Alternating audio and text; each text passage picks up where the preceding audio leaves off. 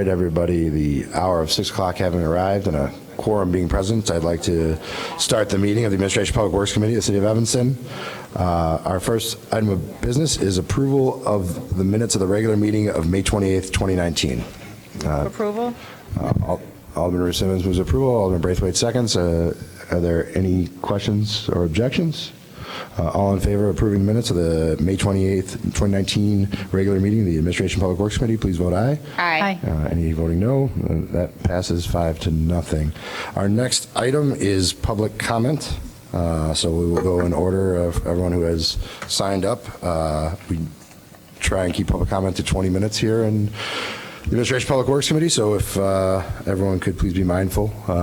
We will start with Hal Sprague, and then Claire Talon-Roon, and then Carl Weinberger. Good evening, and thank you for allowing me to speak. My name is Hal Sprague. I'm president of Citizens Greener Evanston.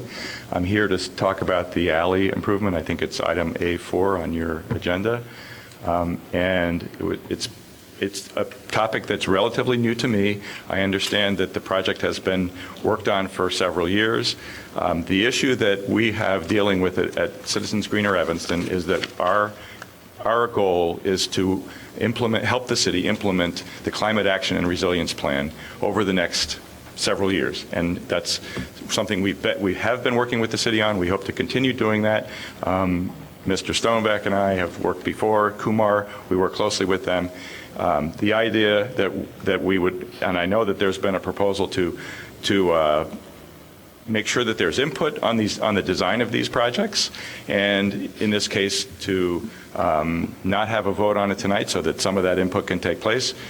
I'm not sure about the timing, but what I would ask is that going forward, Citizens Greener Evanston and other groups that are in the neighborhoods where these projects occur are notified, particularly in light of CARP, in light of the Climate Action Resilience Plan, so that the environmental and the CARP elements of the projects could be considered during the design phase and even before the design phase of the projects, so that we set a precedent for including the community members and making sure that the expertise is provided and their feelings are provided, because the inclusion of things like green infrastructure in this case not only take care of the stormwater issue, the flooding issue, or the water resource management issue, but the inclusion of green infrastructure will increase the value of the property in the area. It prevents flooding. It increases, it reduces flooding. It reduces water pollution, and it has many benefits besides simply taking care of the water resource issue.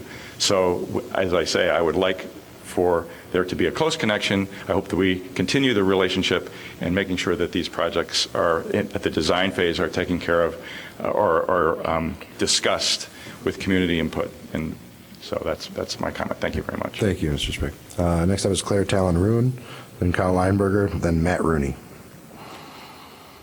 Hi, my name is Claire Talon-Roon. I'm a 9th Ward member, and I'm also speaking about the alley improvements. I represent Watershed Collective, a group of projects that supports water education and action in Evanston. The Climate Action and Resilience Plan has changed the way the City of Evanston looks at alley improvements. We are now tasked with finding ways to allow rainwater to infiltrate. Engineering solutions are available. Given that, we ask you to slow down this project. Don't vote on it tonight. The public needs time to learn about the issues and the options. Allow time for the public to view and comment on the design of the project. We also ask that these comments be made public along with the final design before this project is advertised for bids. According to the Climate Action Resilience Plan implementation, green alleys are to be installed whenever feasible. We'd like transparency for any city project where green infrastructure is to be considered and might be employed. Thanks.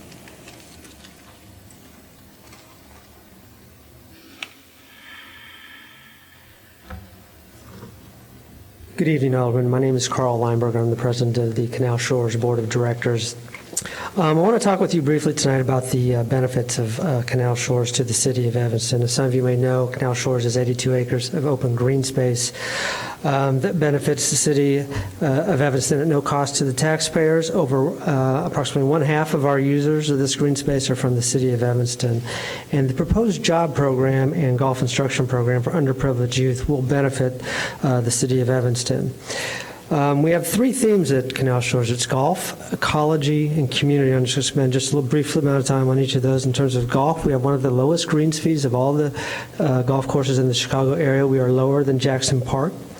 We are the only public golf course within the city of Evanston. We offer youth camps to approximately 500 kids each year, and this year we've introduced a youth scholarship program for disadvantaged kids that come exclusively from the city of Evanston. And additionally, we provide a practice area for the Evanston high school team and host youth golf tournaments. Regarding ecology, Canal Shores funded a master eco plan in 2017 that we are implementing over time. We are removing invasive species. We're reviving native plants.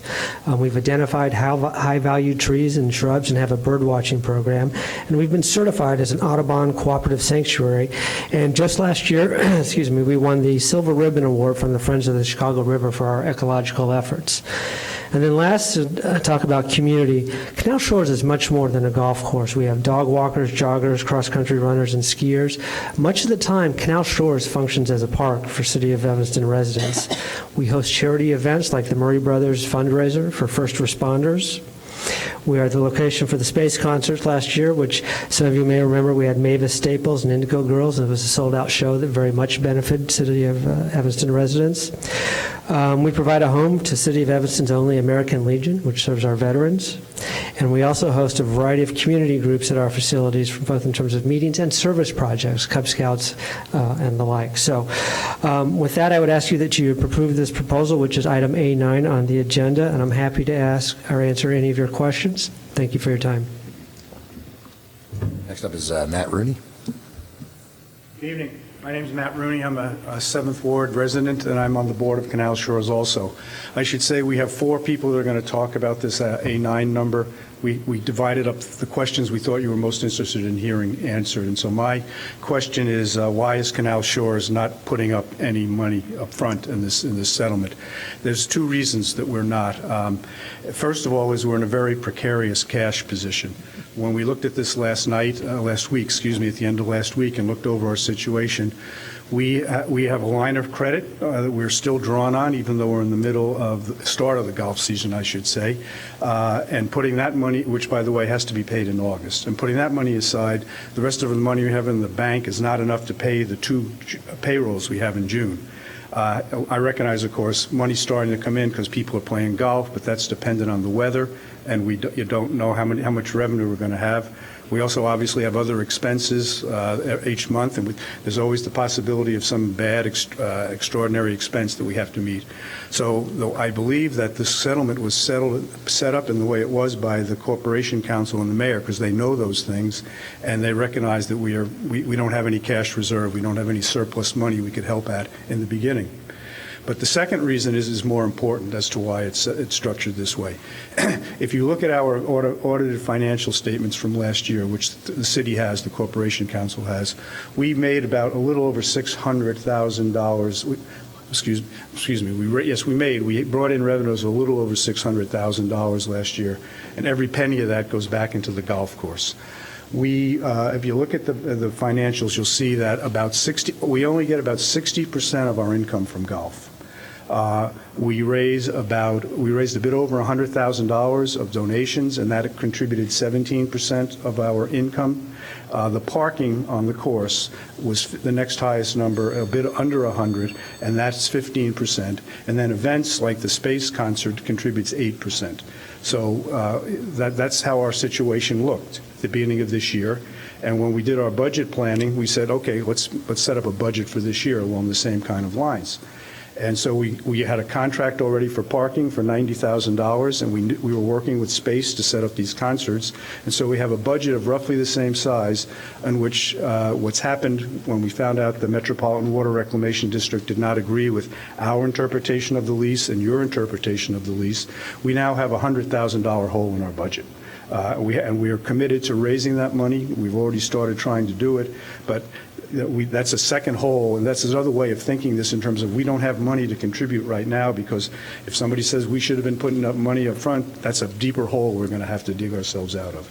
So I ask that you pass this resolution and let us, a 100-year-old organization in this community, continue to thrive and continue to support the people of Evanston. Thank you. Thank you.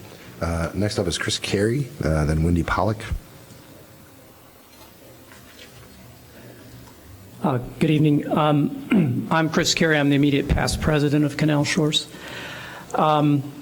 Just wanted a few comments. This is almost a 100-year relationship going back to Peter Jan's in 1919. The Evanston Wilmette Golf Course Association was established then. It's a little ironic that in the year that we're supposed to be celebrating our 100th anniversary, we have to have this as a backdrop. I will say this, it is a unique relationship and leasing structure with the MWRD based on a lease written in 1966 and updated in 1994. In case you're not familiar with that structure, the lease of the property is with the municipalities of the City of Evanston and the Village of Wilmette. Canal Shores is a sublessee of the City of Evanston and the Village of Wilmette. Our job is to operate the property. The City of Evanston is the direct lessor to the MWRD, and the reporting and communication relationship is ultimately between them. Our communication with MWRD is minimal and was supposed to be channeled through the City of Evanston. Canal Shores has made tremendous strides in the last 8 years to provide a valuable green space to the City of Evanston residents. Canal Shores would certainly not jeopardize its significant progress by disobeying the MWRD and their rules. Canal Shores kept the City of Evanston informed about all parking, concerts, alcohol sales. We went through the relevant permitting processes, and with NU parking, an annual resolution was forwarded to the City Council for approval. We had no notice from MWRD or the City of Evanston that any of the disputed activities were not allowed. The City of Evanston City Council resolutions regarding football parking were matters of public record. Northwestern publicly advertised the availability of the parking of the golf course.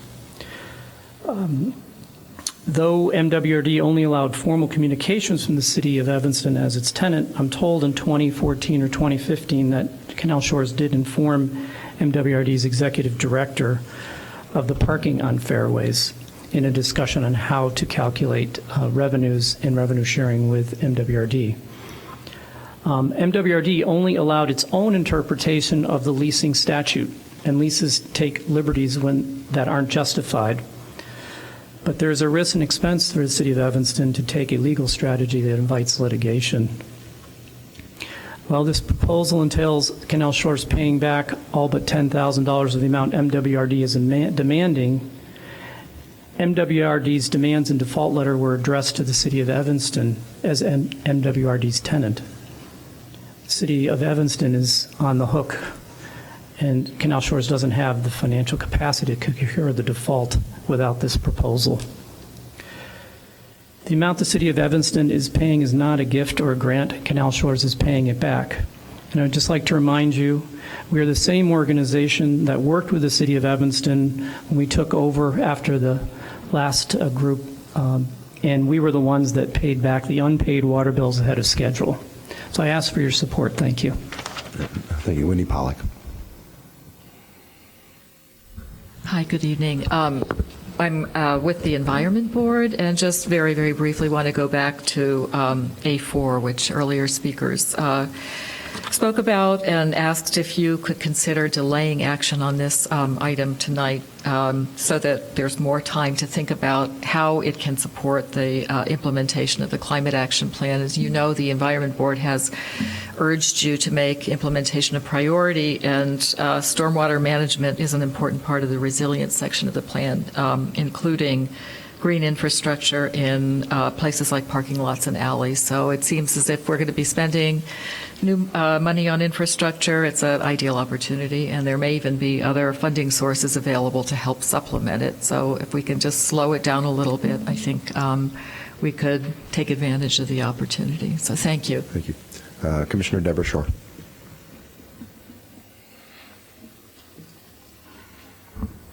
Good evening, members of the City Council. I'm Debra Shore. I'm a member of the Board of Commissioners of the Metropolitan Water Reclamation District. It's good to be back here with you. I'm a resident of Evanston-Skokie, and I'm here to ask and urge your support for the staff recommendation on item A9. I want to stress that the Water Reclamation District values its relationship with the City of Evanston, and we appreciate the enormous devotion of time, effort, and money that Canal Shores has made in caring for this parcel of public land.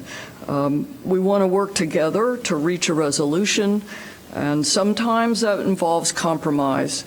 I believe that what the staff recommends is fair, and it allows all of us, the Water Reclamation District, the city, Canal Shores, and Northwestern, to move on in a way that will permit summer concerts, consumption of alcohol, parking for home games, and a wonderful amenity to continue as a park and a public golf course that benefits the community at large. And I do want to stress that by far the use of these lands is from people walking their dogs, jogging, walking, exercising, far more than the use as a golf course. So I just want to ask for your support for item A9. We have a board meeting coming up on June 20th and would like to be able to consider the amendments to the lease and a permit for Northwestern for their home game parking. Thank you. Christian Sorenson, then Amy Kirsten, then Mike O'Connor. Good evening, members of the committee. I'm Christian Sorenson. I have the honor of being a 9th Ward resident, but I'm here tonight representing Commissioner Cam Davis of the MWRD, here to echo the comments of his esteemed colleague, Commissioner Shore, and bring up 3 very quick points.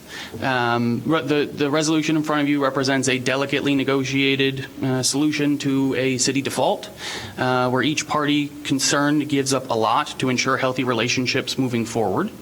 Number 2, community groups present important value, and as a municipal body and as an elected official, Commissioner Davis understands as well as you do the value of the community groups and what we can do as public officials to support them where we can and where reasonable. And there is more than just willingness to cooperate coming from all sides of the table here. And then third, to highlight that timing issue, in order for the district to engage in evaluating the permit and the lease amendments. This would need to come before the board on June 20th, just due to the summer schedule of the MWRD. And so it is important that this clears Evanston City Council tonight. Thank you guys for your time. Oh, and really quickly, just because I am an Evanston resident, A4, if it would be potential to be delayed, I know that we have our stormwater phase 2 management RFP going out on Friday. There may be potential. I'm not an expert, unfortunately, but as long as the city is investigating all potential matches for that money, MWRD may present an opportunity. So if that hasn't been investigated, maybe that would be an argument for delaying 2 weeks. Thank you. I'm Amy Kirsten from the law firm Reyes Kirsten on behalf of the Women's Club of Evanston. We're here to ask and urge that you reject matter A8. The development at A8, the matter of 1714 to 20 Chicago, has been thoroughly considered by the city, and an extension of the purchase and sale agreement is not warranted. The developer's proposed building and zoning plans were already rejected by the DAPR, by the Plan Commission, and by the City Council. But now the developer has come back seeking, first they sought motions to reconsider, then they asked for amendments to the zoning code, and now they're asking for a free extension, an absolutely no cost option to continue its purchase and sale agreement. They're asking to extend the date by which they would need to close. Unfortunately and regrettably, the Women's Club of Evanston's interactions with this development team left the Women's Club with a profound mistrust of this development team. We are deeply concerned that this matter seems to have no end. We urge the City Council to reject the proposed extension, to reject this development team, and to start over. Instead of continuing to accommodate this developer, the city should undertake a thoughtful analysis of what is right for the library parking lot and for the very special block where it is located. Thank you. After Mike O'Connor, we have Marge Jambo, Vicki Burke, Sarah Shastak, and Joan Safford will be the final speaker. Good evening. My name is Mike O'Connor. I am a longtime Evanston resident of the 8th and 7th Wards and a 7-year member of the Canal Shores Board of Directors. Just one more question that we wanted to explore with you that may be on your minds, and that is, what is the downside to the city of Evanston should you turn down the proposed settlement with the MWRD? It is, of course, your decision, and whichever way you make it, one we will respect. If it is declined, however, the risks for the city of Evanston grow order of magnitude larger. The MWRD could pursue the entirety of the amount that it claims in default. That's $259,000 instead of the $77,500 that is now on the table. If so, the path of that recovery, whatever the amount, still comes first through the city of Evanston as the primary lessee. MWRD has no direct legal recourse with Canal Shores, as of course we are a sublessee. Worse yet, or perhaps worst of all, Canal Shores will cease to exist through one of several inevitable paths to bankruptcy, and then it's a wonderful life. We're all living in Potterville. The city of Evanston can recover no funds paid to MWRD through a loan repayment and/or our participation in the city's youth work program. If the city assumes care of the land, the cost of upkeep becomes a new 6-figure annual line item in the city budget, one we anticipate would be in the range of $300,000 a year. Of course, the city could choose to terminate the lease, in which case the care of the land reverts to the MWRD. But MWRD's approach is likely to be minimalist care. Gone will be golf.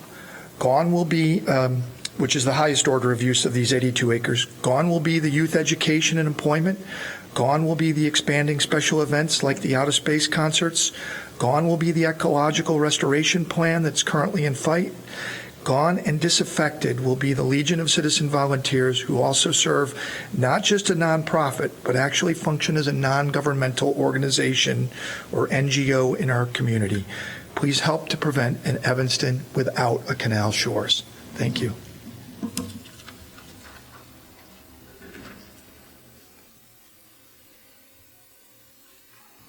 Good evening.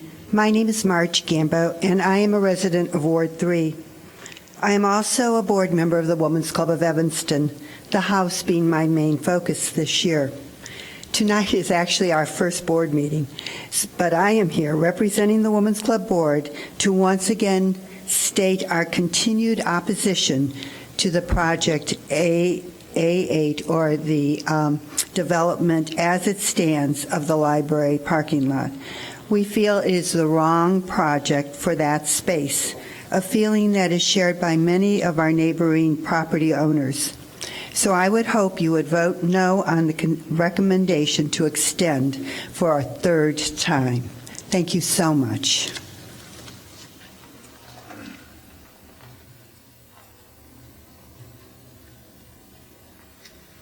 Good evening. I'm Vicki Burke. I am representing the WCTU local historic property north of the library parking lot. I, too, am asking you to pull A8 and not allow it to go to City Council for a third time. I have sat through 2 DAPR meetings and 2 Plan Commission meetings where it was made very clear to the developer exactly what they needed to do to meet the non-compliance issues that caused their denial. They've had 2 extensions to try and do that. They have not done that. The City Council voted 3 months ago no. I don't understand why they're even asking for an extension, since this should be a non-issue. So please pull 8A and not allow it to go on to City Council tonight. Thank you. Sarah Shastak, and then Joan Safford will be the final speaker. Oh, all right. Thank you for your service. Sarah Shostak, adding my voice to those saying this evening there is no valid basis to grant the request for additional time for the contract to develop the library parking lot. I too believe this should be denied in committee. The project's been before the council since July of 2016. During all that time and the 2 prior 6-month extensions, there have been virtually no adjustments to the plans. The developers have not really sought to meet the challenges of the adjacent historic landmark properties, nor, as others have said, to address the deficiencies identified by DAPR and the Plan Commission. Why would we give more time to a plan for a building also that fails to meet the terms of the original RFP? They would pay the city 20% less than asked while requiring more land from the city for that reduced price, and the building would have 5-foot rather than 15-foot setbacks as required. Furthermore, the project would eliminate the required parking for building occupants. This result is hardly the Class A office building envisioned. Evanston can do and is already doing better than this. Alderman Ruth Simmons set into motion more productive interactions among developers, DAPR, and the community of neighbors along Emerson Street. Other developers have also listened and responded to community objections. Northlight dropped its plans for a Sherman Avenue tower and proposes a different building on Church Street. The developers at 601 Davis are proposing a new office building design that's handsome, compatible with neighborhood scale, and incorporates a historically important structure into its design. In light of all this, I think it's clear that you should deny the request for more time. If the city really wants to accept a development that falls this short of the original, draw up a new RFP. Allow other developers to bid on the property with its reduced price and requirements. Better yet, the city should step back, proactively engage the public, and consider anew what is appropriate, most appropriate for this piece of open land downtown. Thank you. Thank you, everyone, for your input. Now we're going to move to the consent calendar. If anybody wants to remove anything, let me know. Otherwise, I'll just run through them. We'll do it all in one motion. Item A1 is payroll for May 13th, 2019 through May 26th, 2019 in the amount of $2,763,534.85. Item A2 is the bills list for June 11th, 2019 in the amount of $9,454,785.87. Item A5 is replacement of one Public Works Agency refuse vehicle. Okay. Item A5 has been pulled from the consent agenda. Item A6 is change order number 2 with Greeley and Hanson LLC for the Oakton Street Water Supply Connection. And this is a $13,200 increase. That is for action. Item A7 is a contract award with Tesca Associates Incorporated for landscape architectural and engineering services for the Harvard Park renovation project in the amount of $77,434. Item A11 is ordinance 56019, approval to amend City Code Section 3-4-6 by creating a new Class P5 liquor license. That's for introduction. Item A12 is ordinance 57019, approval to amend City Code Section 3-4-6 by amending the Class J and P2 liquor licenses. That's for introduction. Item A13 is ordinance 55019, decreasing the number of Class X liquor licenses for SV Evanston Family LLC, DBA Board and Brush, 802 Dempster Street. Staff recommends suspension of the rules. Item A14 is ordinance 59019, amending City Code subsection 3-4-6-I to increase the number of Class I liquor licenses for Lush Wine and Spirits, 2022 Central Street. Staff, Alderman Ravel recommends suspension of the rules for introduction and action. And item A15 is ordinance 60-0-19, increasing the number of Class D liquor licenses for Ipchilla LLC, DBA Frida's Breakfast and Lunch, 618 Church Street. Alderman Wilson recommends suspension of the rules for introduction and action. Do I have... I'm sorry, can I pull A11? I have a quick question. A11, sure. Okay. So, do I have a motion for approval of? Move approval. Second. All right, it has been moved and seconded with the exception of items A5 and A11. All in favor of the consent agenda, please vote aye. Aye. Any opposed? The consent agenda passes with a vote of 5-0. All right, so item A5, replacement of one public works agency refuse vehicle. Do I have a motion? So moved. Second. All right, it's been moved and seconded. Alderman Braithwaite. Just a quick comment to staff. I think this, I've made these comments before about the large, who's responsible for them? Thanks.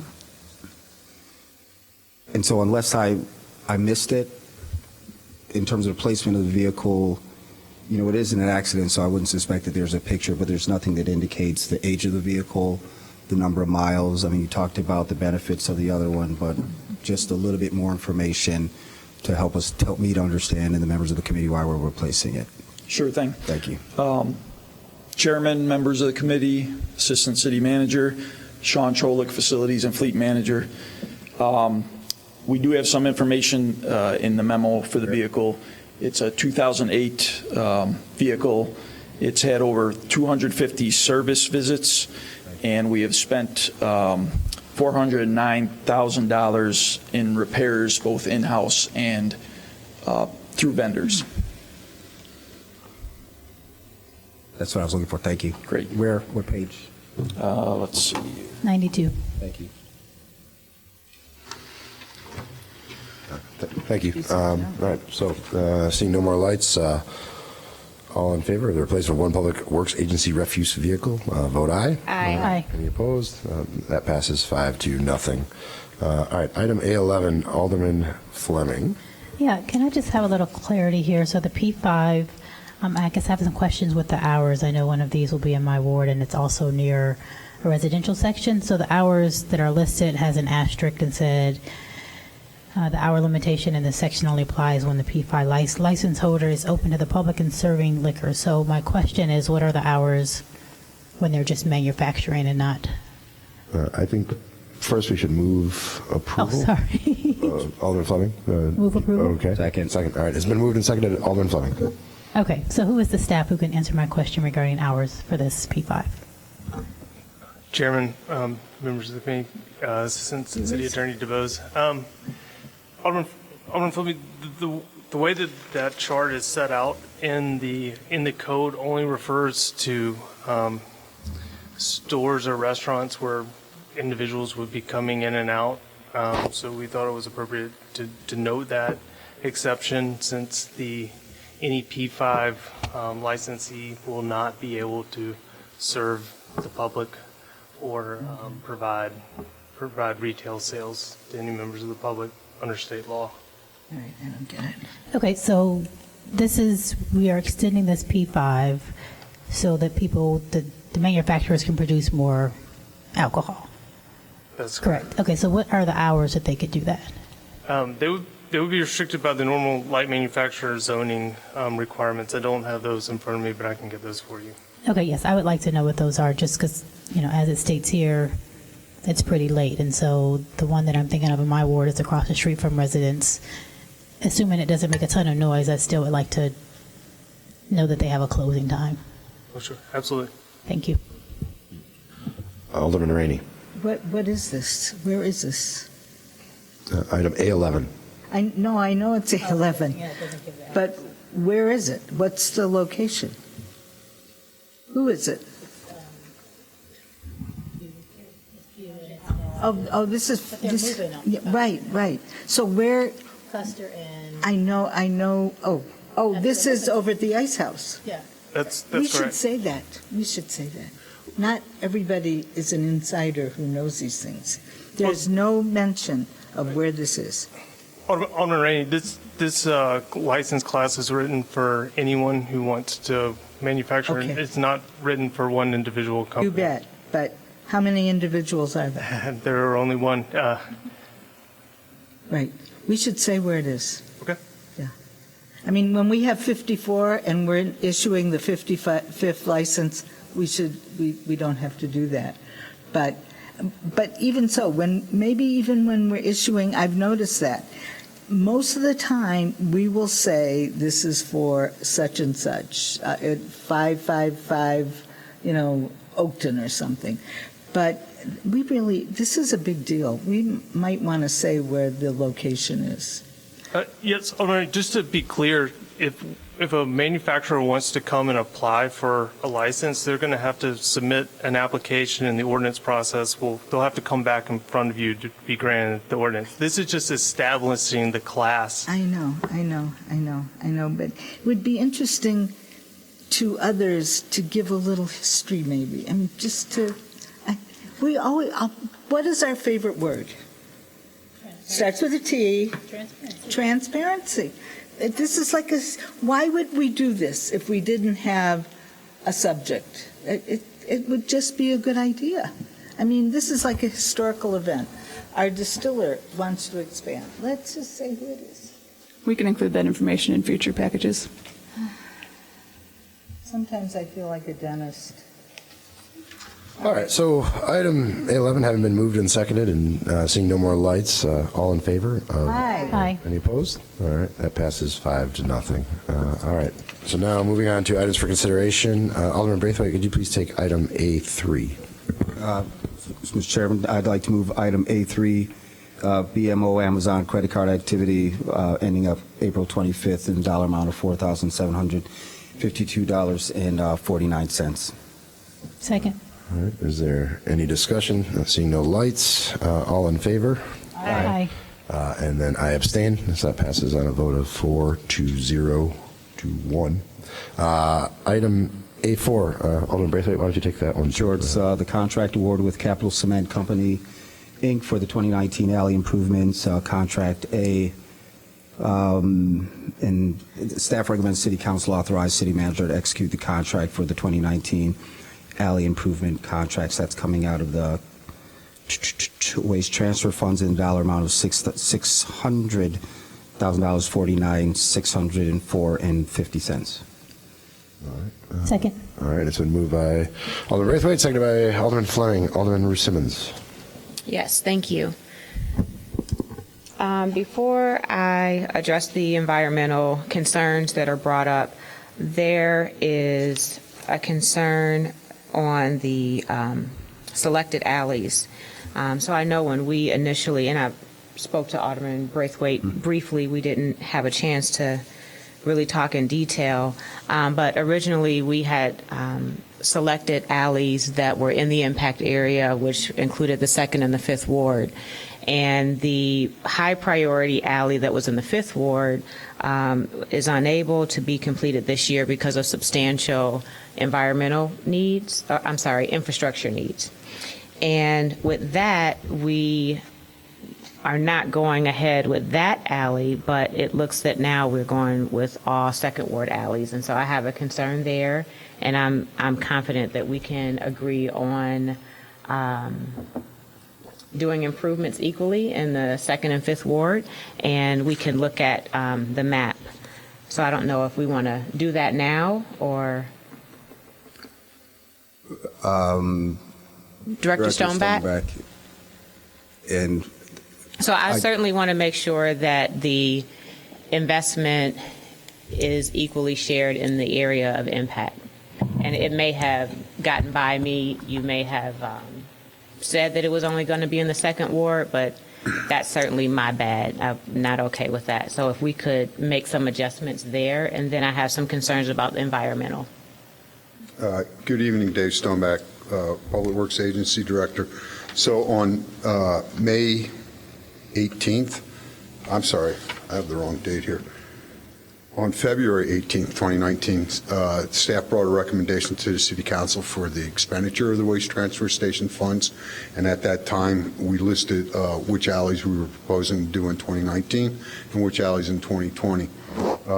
You are correct that the alleys that were proposed in 2019 are all in the 5th Ward, and then the ones that are proposed for 2020 are all in, they're all in the 2nd Ward, and next year would be all in the 5th Ward. The estimate for the alley work based on just the length in the 2nd Ward came up to $560 when we initially put a cost per square foot to it before we actually had any real design done, so that's why we have that cost increase. What we were estimating the cost for the 2020 alleys to be spent out of the waste transfer station fund was $550,000. However, there was a much larger funding source coming from the sewer fund, because to be able to do those alleys, we felt it was appropriate to extend the relief sewer from Church Street north on Darrow Avenue to Lyons, across Lyons, to the alley that you're talking about, that is north of Lyons and next to the ComEd substation.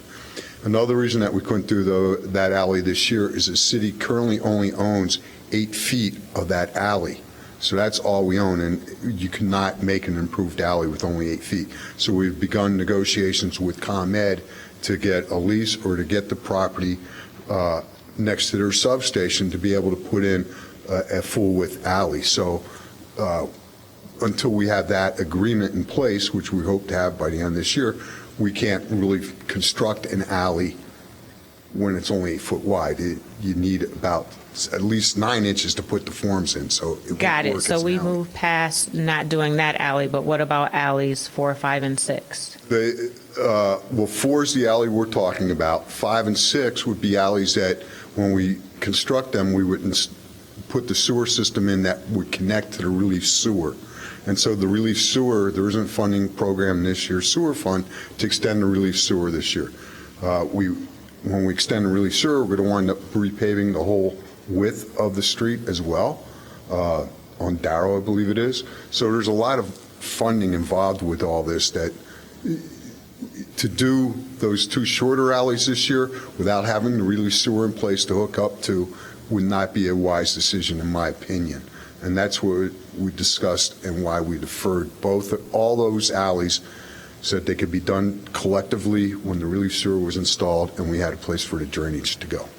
There was a mention by one of the MWRD reps about a potential match fund. Did we look at that, or is that something that we could look at to get to alleys 4, 5, and 6? As he indicated, that is coming out, and then you'd have to put in an application. My guess is that Evanston may not be selected on that, because we received a grant from the MWRD, I think just 3 or 4 years ago, for $770,000 to redo the Civic Center parking lot. So my gut feel is that they aren't going to give a lot of money to a municipality that they've already provided funding to on that type of a project. I can be wrong, anything can happen, but I think they have a philosophy of trying to share their funds with all the communities and not donate to the same community repetitively. And Dave, can you just follow up and say, because this is something that we had looked at years ago, the permeable versus non-permeable. Can you give the difference in the cost, and what are the conditions that are needed in order for it to be effective, and why is it effective in this particular location? So the cost difference that the staff has given previously is about 20 to 25% higher to put in a green alley. It's just a different type of construction where you have to place, you pour concrete twice, because you do it on either side of the center of the alley, and then you come back and you put your green infrastructure in the center of the alley. So because they have to make 2 pours and then come back and do a 3rd stretch instead of just doing it all at one time, that's what raises the cost. But that cost increases when the soil conditions allow for good infiltration of the stormwater. In this case, our soil boring showed that this is clay soil in this part of town, and that, you know, you can put green infrastructure in anywhere you want, but the cost of putting it in and then its benefit compared to the cost starts marginalizing as to whether you would really want to do it. So in this type of an alley, you would have to excavate probably an extra 10 foot deep, put rock in and stone, wrap it in filter fabric, and then have the stormwater store in that basin that you've created, and hopefully it eventually percolates out. My experience, my 30-year experience here is, and I've known homeowners who have attempted to do similar things, is after 7 to 10 years, that system gets fouled anyway, and then it stops working. And then you have a much larger maintenance cost to try to excavate that out, clean it out. You know, there's a 20-25% additional cost for installation, but then there's an additional maintenance cost as well, because any green infrastructure you put in, 3 times a year, you should be using a street cleaner to clean that green infrastructure. And about once every 5 to 7 years, if you're putting in permeable pavers, you have to suck out all the little gravel that goes between them and put new gravel back in. So that's an additional cost. And, unless you're going to get, in my opinion, unless you're going to get good infiltration into this ground, it's not worth the extra cost for what the green infrastructure will provide compared to the cost of installation and then eventual maintenance. Thank you. Alderman Rainey. So, Dave, I'm concerned about the alleys in the Fifth Ward, but what you explained to Alderman Simmons, if she waits, she also gets street paving? That is the plan at this point. So, I mean, that's a much better deal than if you go ahead now. But you can't go ahead now because you don't have the extra footage or whatever. We don't. But can you guarantee you're going to get that? I don't have a guarantee to get that footage, but next year we would definitely do the 2 other alleys that are south of that, and we can extend the relief sewer to pick up the drainage from those alleys. Again, our basic knowledge of the ground in this area would indicate those are clay ground underneath those, and green infrastructure wouldn't work there either. So we would propose to put in a sewer system. We'd rather have it connected to the relief sewer than the combined sewer, so we don't surcharge the combined sewer. So those are costs that we would bear. And the sewer fund is budgeting to make those improvements next year. And again, it was based on the decision of we don't have the alley width that we need, and just budgeting this year with the other sewer, with the Crown Center, the sewer funds kicking in $1 million to their stormwater detention system at the Crown Center. So that was eating up the funds that were available this year. Next year it's another $1 million, but we also plan to do this work as well. Alderman Simmons. So as planned, is this in a contradiction to our CARP goals? My concern is we invested a lot of staff time and community time and commitment on this CARP plan, and now would be certainly an appropriate opportunity to honor some of those goals, especially since this is from an environmental injustice where the funding came from. So can you tell me more about how this would completely contradict the CARP plan? In my opinion, it does not contradict the CARP plan. I don't. You have to spend your revenue wisely, and where you're going to put your money. And if we're doing something where it's sandy soils, I agree wholeheartedly that we should be putting green infrastructure in because we know that it will work. And we have installed green alleys east of Ridge Avenue. 2 years ago, we completed, I think, 3 parking lots that were in need of repairs, and we selected those parking lots first of all the parking lots because they had the opportunity to put green infrastructure in. So we look for those opportunities to employ green infrastructure where it makes economical sense. Again, anything can be done, but I would estimate that if you were going to put a green infrastructure alley in an area that's solid clay, you are doubling the cost of being able to do that. Because again, you're going to excavate 10 foot deep, you're going to put in this rock, wrap it in filter fabric, and it's just, the water percolates into it, and then it sits there until it can percolate into the clay.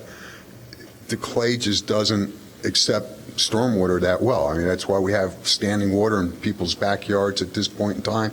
Even though it stopped raining a week ago, the water just doesn't absorb into the clay soil at any kind of speed at all. So in my opinion, the opportunity to put in green infrastructure, and in general terms, east of Ridge Avenue, where generally we have sandy soils, I agree wholeheartedly we should spend every dime we have in putting green infrastructure in those areas where we'll get our bang for the buck. But when we start working west of Ridge Avenue, it's very limited areas that have the right type of soil infiltration. Was that discussed during the CARP planning, the challenges east and west of Ridge and how that will impact green development? I was not asked my opinion when the plan was developed.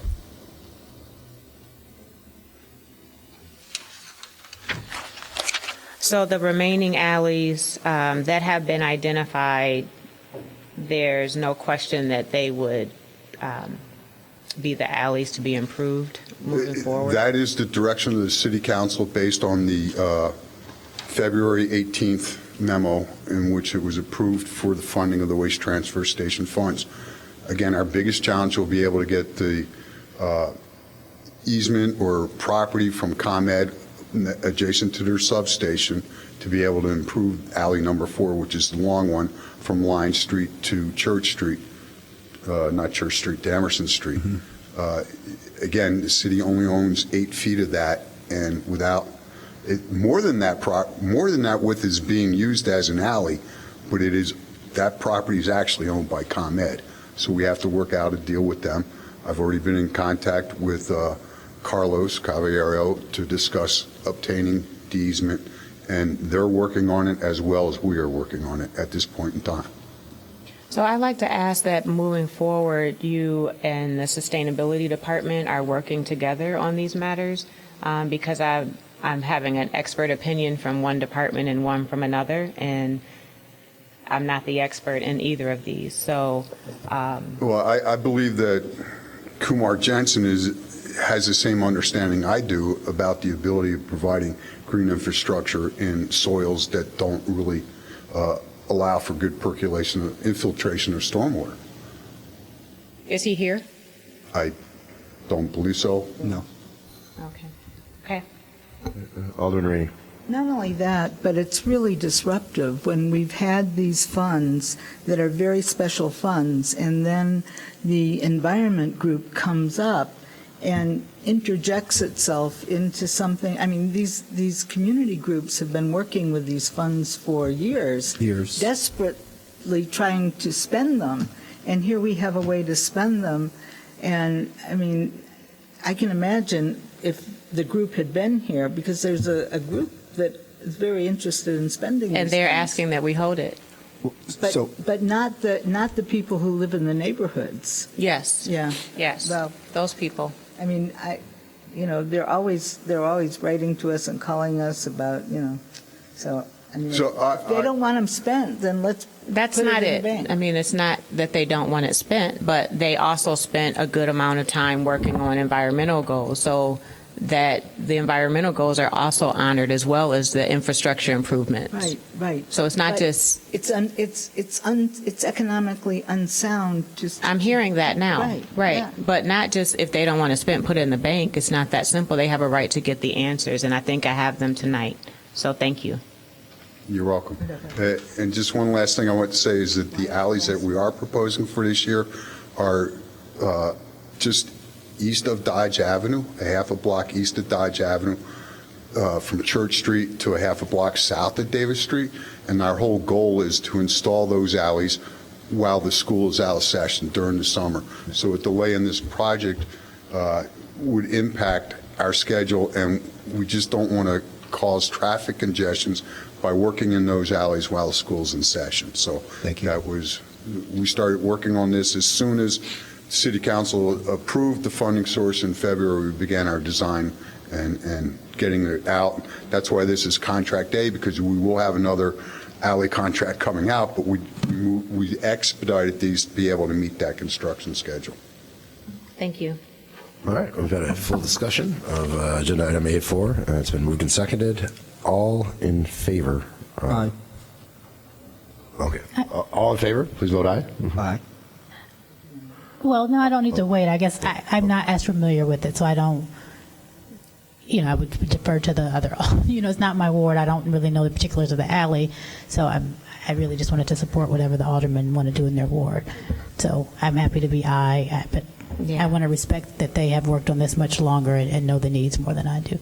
So I can be an aye. I just wanted to be clear. Well, I would say that I'm going to vote holding this until the next meeting. What does that do in terms of timeline? Does that throw us off and getting the work done? Does that mess up funding? What happens if we wait until our next meeting to meet with the community group that Alderman Rainey pointed out has worked so hard on this that is now concerned about it? But wait, Well, let me ask you yeah, something. I would Did ask you her go to clarify. Was there a capital improvement committee meeting on this? Did you go to that? Did they hold one? Did they hold one? No. Did you all? So I guess I can, and Director Stonebeck, please correct me if I'm wrong. I mean, this thing has had a life that has gone since like 7 years. I don't think I need to repeat the history in terms of how we got here, and it's unfortunate that the president left, again, as I voice, when people make their comments and then they just walk away. It boils me till no end. He pointed out that he was new. I asked him, has he ever, I mean, do you live in the area? Have you attended the meetings that we had, at Fleetwood Jourdain? So they're members of the Environmental Committee, Rick, Janet Alexander, number of people that have participated in these discussions. In fact, the last time we met at Gibbs Morrison, we talked about the alley improvements, and what I specifically informed him, I said, we explored this. We talked about this as part of the process when we were looking at doing the improvements, and the reality is at the time it just wasn't feasible. And one of the reasons why we, at the time, myself, Alderman Holmes, and then eventually Alderman Ruth Simmons, prioritized the alleys is because if you look in the proximity of the waste transfer station, there are not enough residents to absorb the costs, which makes it very cost prohibitive.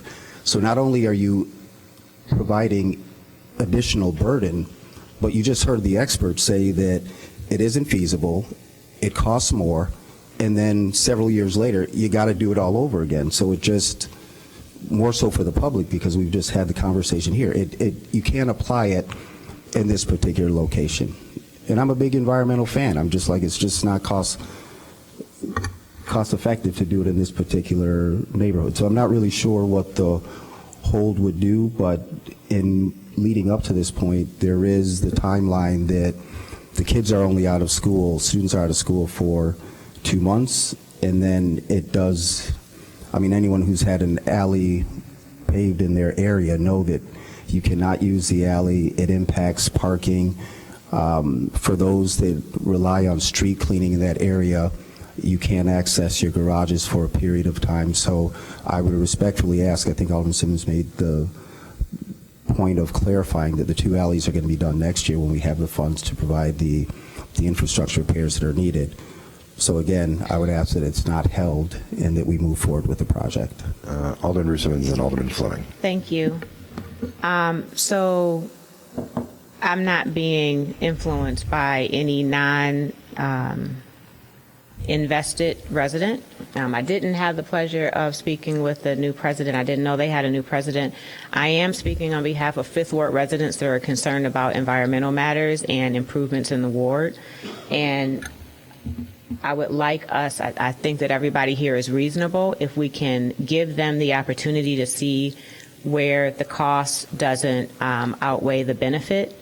I'm asking again, what would holding it into our next meeting do? Would it throw us off schedule? Would we end up going into the school year? Would it mess up funding?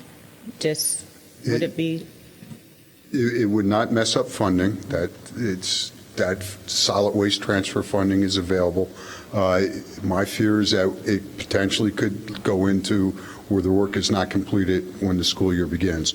So August 12th, I believe it is when freshman orientation starts and the sports teams start showing up, and August 21st, I believe, is the first day of school.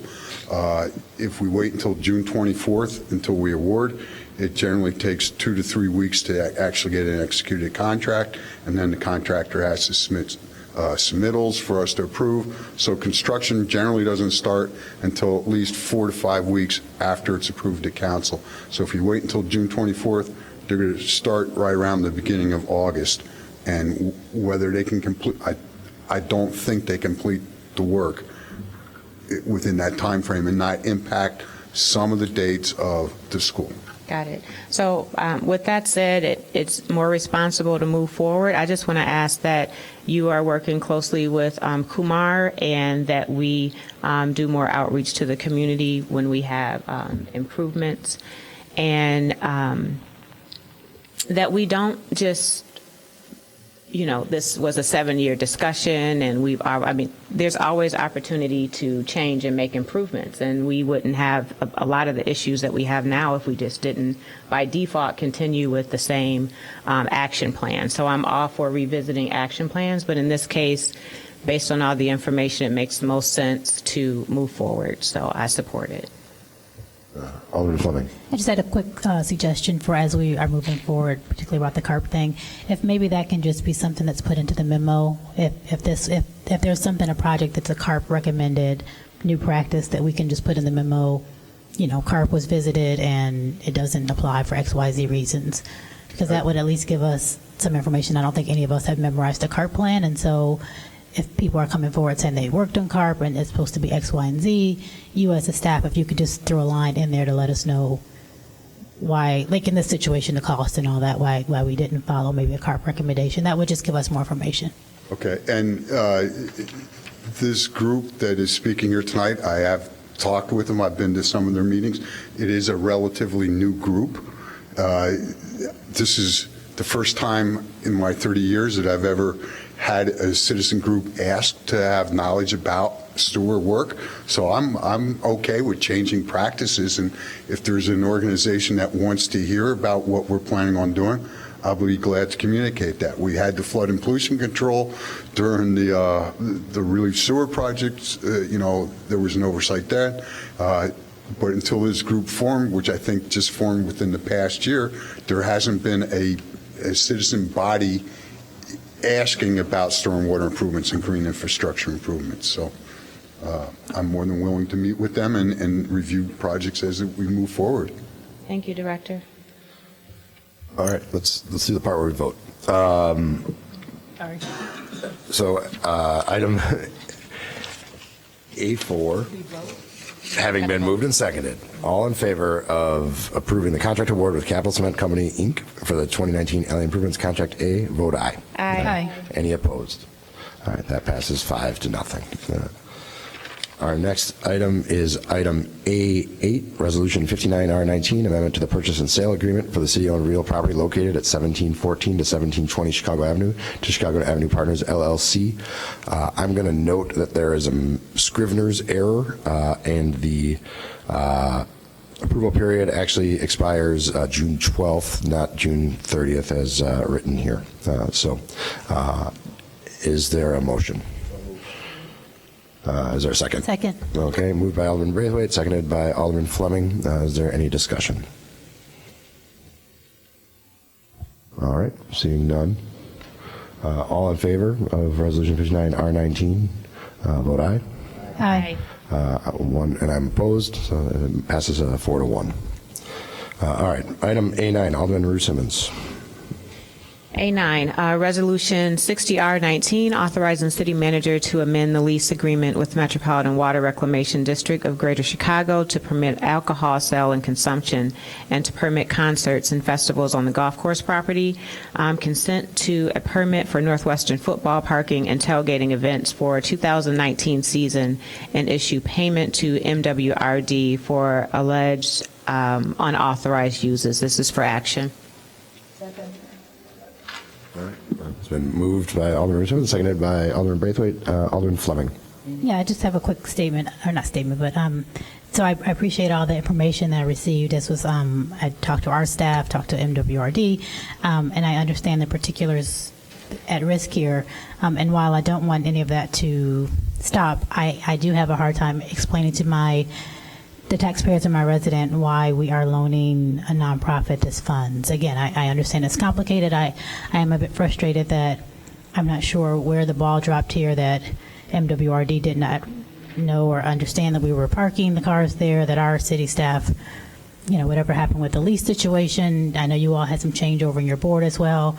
I do not want you to fail. I do not want us to have non-usable space. But at the end of the day, we had a very tight budget year. We laid off several people. We've cut a lot of services, and I just can't, even with all that said, I just can't justify explaining to my taxpayers how we are paying loaning money of this magnitude to a nonprofit. We have many nonprofits; they all do great work, but when I have to explain to the taxpayers how we're using their funds, it's just hard for me. So I will vote no, not because I wish you any ill, but that's my stance. I would like more information, and this can be just in an email at another time, regarding, there was talk about scholarships and lessons, and I believe participation in the mayor summer youth job. So if I can just have some numbers around what you think, that how many students you think will benefit, that would be helpful, and that can be done at another time. Thank you.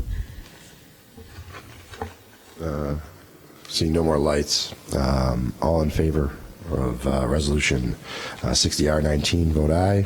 Aye. And any opposed? I oppose. It passes by a vote of 4 to 1. All right.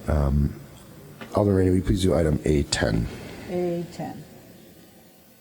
A10 is, yes, the Liquor Commissioner recommends the City Council adopt Ordinance 51019, amending the City Code 346, classification and license fees to add Class R1 to the Liquor Code to allow for alcoholic beverage sales at Welch Ryan Arena.